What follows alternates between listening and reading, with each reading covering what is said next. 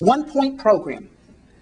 The U.S. Congress needs to pass a law mandating that all new cars sold, not made, sold, in the United States be flex-fueled. If you ever wanted to transition to a different fuel, the only way to do it would be to have a kind of car that could run on ordinary gasoline like any other car, so the whole infrastructure was available to it, but could also run on a different fuel.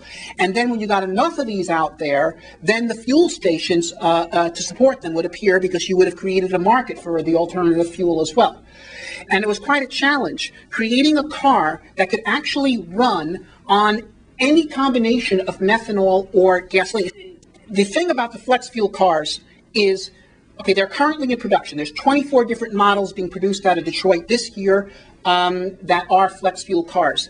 But they're only 3% of the U.S. auto market, despite the fact that there's only about $100 differential in price between a typical flex fuel car and the same car in non-flex fuel form, because there's a trivial difference. So all you got to do is do different programming of the electronic fuel injector and make the fuel line out of more corrosion-resistant material, and you have yourself a flex fuel car. So it's possible to do a mandate. Now, what would happen if we had a mandate on all cars sold in the United States being flex fueled? It would make flex fuel not just the national standard, it would make it the international standard. It could mean that the Japanese car makers would have to convert their lines over to flex fuel cars. They're not going to walk away from the American market. The Korean cars, the Kias, the European cars, Volkswagens, and all the rest, okay, they'd all be flex fueled.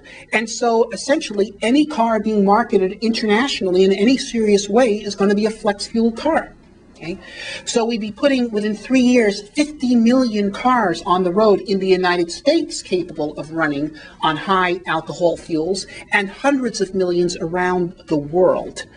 And this would force gasoline into competition with alcohol fuels everywhere in the world.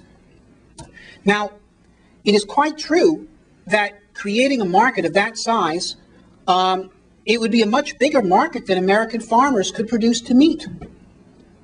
That's good. That means we could give them all the business they could possibly handle and still have business left over.